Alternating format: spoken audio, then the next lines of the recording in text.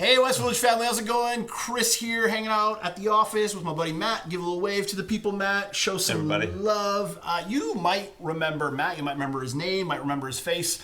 Before all this COVID craziness happened, we had been talking about this couple that were going to be moving to Victoria to work with us. They were going to live out in Souk, join our church planting apprenticeship program. This is the guy. This is the guy. And literally, I don't know, you can't make this stuff up. Within the 2 weeks that Matt relocated to Victoria and his family was coming shortly after, everything kind of changed. All the plans changed. The COVID reality hit. Can't meet together. Can't be together in each other's homes.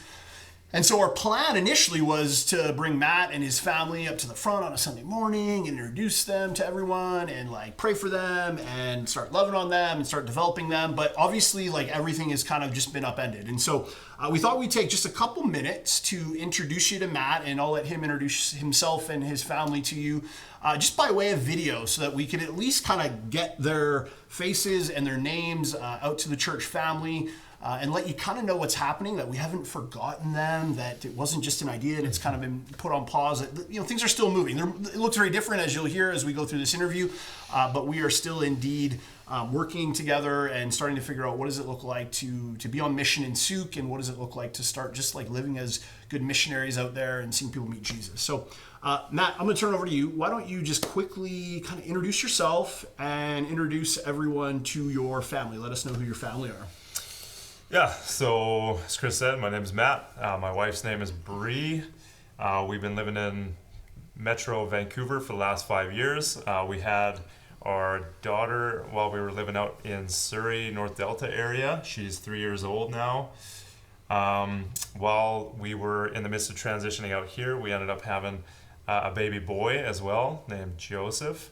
Woo-woo. And super cute. Just like his... What's the right thing to say? Mom? Dad? Yeah. Anyway. Yeah. Cute kid. And we're not all that smart, maybe a little adventurous. We decided to have a puppy come into our fold as well. So we have a dog named Franco, just to add to the craziness. So it's, me and Bree. Georgia is my daughter. Joseph and Franco living in a house across the street from... a house that we're building. So I don't know if you want to... Yeah, that's a great segue. So you guys moved here, and literally you came, I think you came to our Sunday gathering. We kind of gave you a shout out from the front, and then Bree was coming within the next 10 or 12 days to meet you. You had just kind of arrived, started unpacking some of the things in the house you guys are renting out in Souk. And our plan was to bring you up front, but then COVID happened. I don't think we had another gathering since then. And so, obviously we've been connecting and stuff, but what have you been doing? So you had a baby, had a puppy, but as far as you guys have a unique setup right now. So why don't you just let the church family know kind of what you're cooking up out there in Souk? I guess flashing back 6 years ago, Chris told me about West Village, and he said we have a church that wants to be living on mission, and we think that might be a good fit for you to come out, you and your wife. This is before we had the kids and the dog, and so fast forward 6 years later, we're in a bit of a crossroads, working in construction out in Vancouver, but really having this need, this thirst to be living on mission in a missional community. And Chris phones again, seemingly out of the blue, and says, hey, we think you guys should consider coming out here. At that time, we didn't really have a pathway to have gainful employment. I didn't have a job, didn't know what we were going to do. So we decided, why don't we add a little bit more craziness to it and take some of the experience I've had working in construction the last few years and build a house. And God provided a place for us to rent right across the street from the lot that we're building on. And so I've just been basically sweating my way through a house build. We have, as we speak right now, concrete walls up for the garage, for the basement, and just building the house and meeting neighbors, getting people involved, people pulling their chairs up on the curb and kind of watching what we're doing. And just getting to know people and swinging hammers with our neighbors. Yeah, so this is probably like another conversation for another day, but man, like God's providential hand in this has been, uncanny, like just the way he's been at work. So just to kind of give you some context, they bought the land. The plan was to build a house on it, but still needed a place to live. And they find half of a duplex, super nice place, like great for hosting in a really neat part of Souk, on a really neat street with lots of young families, kind of cul-de-sac. So it's like there's like a bit of a community hub there. Like literally, guys, it's right across the street from where they're building. I mean, you can throw a rock, like even if you throw like a girl, no offense to girls, I'm sure there's some girls that can chuck it, but you can just underhand toss a rock and hit the lot. Like it's right there. So so you go to work, but you get to go across the street. You still get to be like super present with your family, helping take care of the babe and the new pup and all that stuff. Plus, like where you're working and interacting with people is right near your house. So like just being able to just connect with the local mission field. Like it's just been really neat how God's provided. And then there's been a lot of other really neat things that he's done. Maybe let's just take a half a step back and maybe just let people know, like, so you did work construction for 5 years, but like you have done vocational ministry, you got a seminary degree, like maybe just unpack some of that and maybe just briefly like the journey, like from ministry to construction, now like wanting to like feel this angst to kind of be back in working in vocational ministry. What's that been like? Yeah. I wouldn't say that there was a really clear vision for the path that has been taken to arrive to where we are today. We're a little bit, part spontaneous, part silly, foolish, and trying to follow the Lord one step at a time. So I was working as a youth pastor. My first gig, actually, I had a card that said youth pastor in training. So I started as a youth pastor, was working as an associate in a church in Castlegar. I grew up in the interior. Finished my degree, worked at Sunnybury Bible Camp for a year and the Bible college there. Some people might know that name. And then my wife and I, Bree and I, we hit a bit of a crossroads, and honestly, we weren't sure what to do next. We thought about doing a short-term missions trip, and what ended up coming about was an opportunity to go to the city and work in construction. My wife often was making fun of me for not having any practical skills outside of like all pastors working in ministry. I worked for a good friend of mine, learned how to swing a hammer the right way, learned how to build houses, and it's just interesting to see the way that this is all dovetailed, to have some practical skills to build a house for the family, to meet people, and to have an opportunity to be out here serving in West Village. I don't know if that kind of that's good.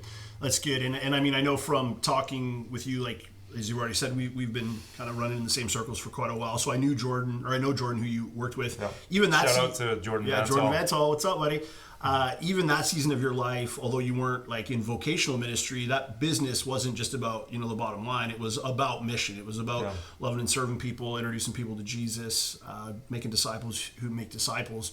So transition that then into this season of your guys' life. You've been in Souk for what's it been, like 10 weeks or something like that. What does mission look like in this COVID era? So it's unique season. You're doing a house build, but yet there's still this like reality of like physical distancing, social distancing. There's like a lot of caution. Can't have people in your home and stuff like that. So how have you and Bree been able to kind of be on mission in your neighborhood? Like, what have just been some like neat stories that have popped up? Yeah, I mean, we have a great neighborhood. We're very fortunate to be at the end of a cul-de-sac and a no-through road. Kids are just out there on their bikes. My daughter's 3. We're not the kind of people who would be comfortable with letting a 3-year-old cross the street at this time, but she rips around on her Strider. She chats with the kids on the block. We talk to their parents. People are walking their dogs.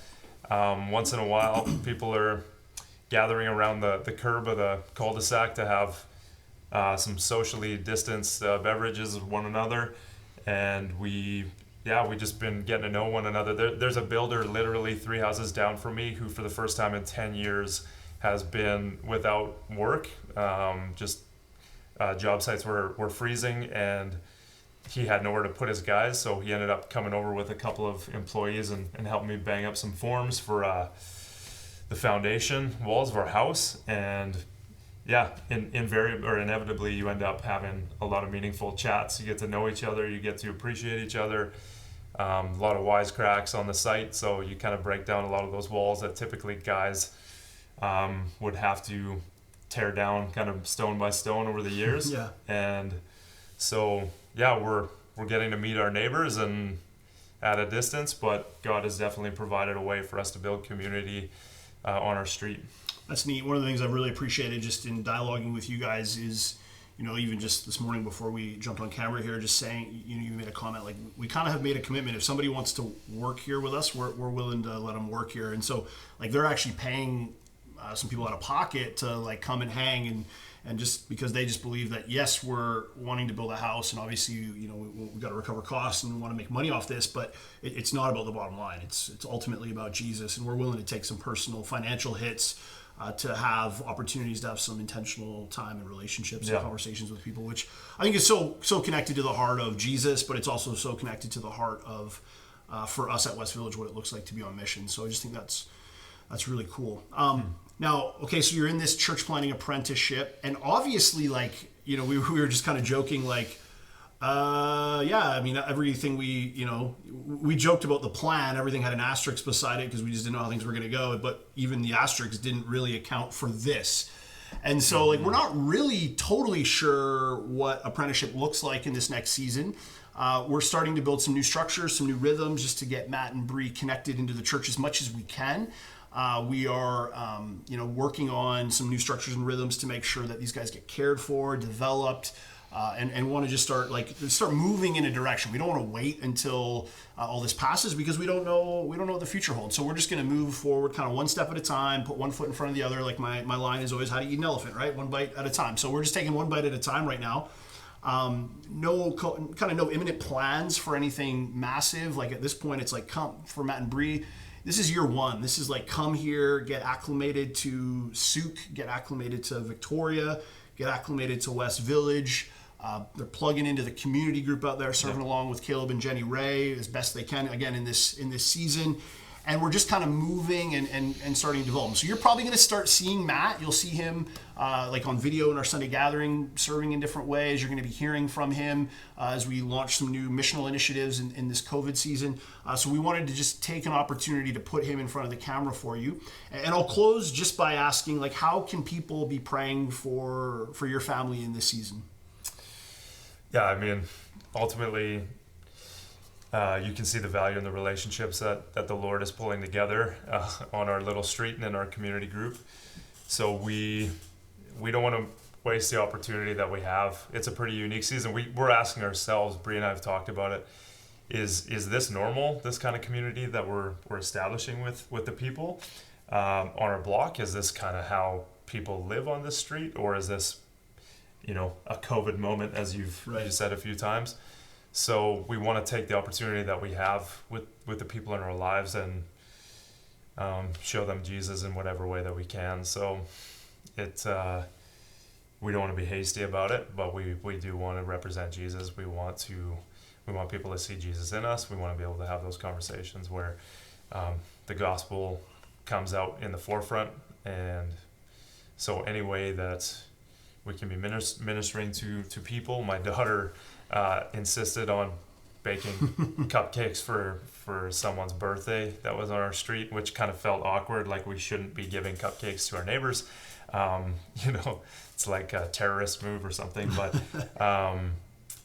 little things like that, just to have meaningful engagement and to show the light of Christ in some way. So yeah, we want to love our neighbors and do something with the opportunity that God has given us in this season. Awesome. So West Village family, just encourage you as best you can, reach out to these guys, connect with them. You find them on social media. They're both Matt and Bree Fontes, both on Facebook. Say hello as best you can. Love them, receive them well, welcome them into the West Village family, and just encourage you to be praying for them, and then just be praying for Souk and be praying for what the Spirit might do out there.